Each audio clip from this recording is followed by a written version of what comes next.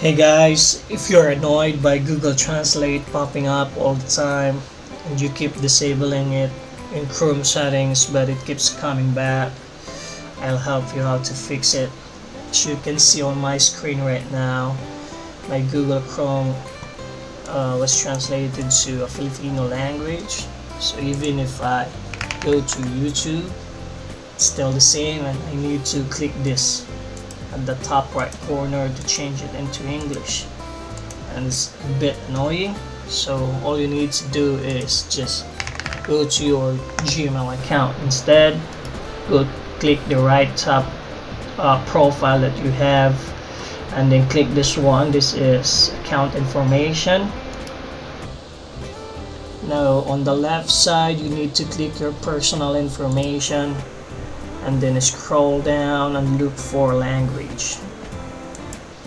Now as you can see, I set up my language to a Filipino, so I want to change it into English and choose Philippines. Now if I close this one and check again, see it will go and fix the issue.